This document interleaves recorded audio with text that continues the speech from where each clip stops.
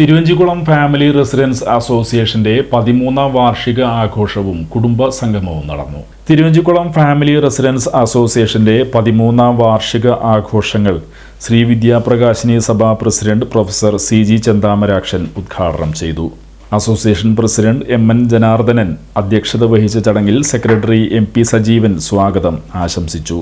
നഗരസഭാ കൗൺസിലർമാരായ KA Valsala teacher, KA Sunilkumar, association treasurer KC Suresh എന്നിവർ സംസാരിച്ച ചടങ്ങിൽ തൊഴിൽ ശ്രേഷ്ഠ അവാർഡ് അംബിക രാജുവിനും വനിതാരത്നം അവാർഡ് രമ ശിവദാസിനും നൽകി.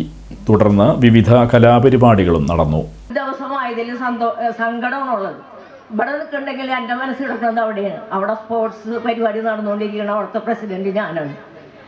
ഇവിടെ പങ്കെടുക്കാതെ ഇത്രയും വലിയൊരു അംഗീകാരം നമുക്ക് തരുമ്പോൾ അത് വാങ്ങാതെ പോകുന്നതും വിഷമമാണ്.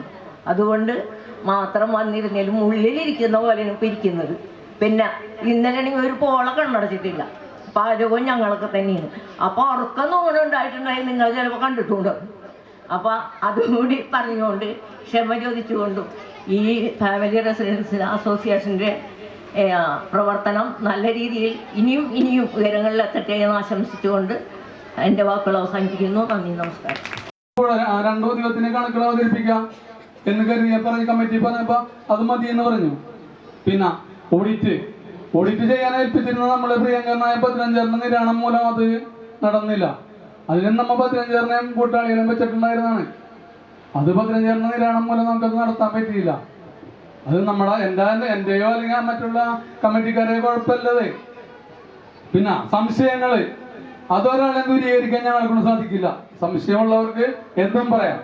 പക്ഷെ മറിച്ച് എനിക്കൊരു സംശയമില്ല, ആരെയും സംശയമില്ല, എന്നെ സംശയമില്ല, കമ്മിറ്റിക്കാരെ സംശയമില്ല. ഞങ്ങൾ ചെയ്യുന്ന കാര്യങ്ങളാണ് മുന്നോട്ട് പോകുന്നുണ്ട്. അടുത്ത പതിവത്തിൽ നമുക്ക് സംസാരിക്കാം.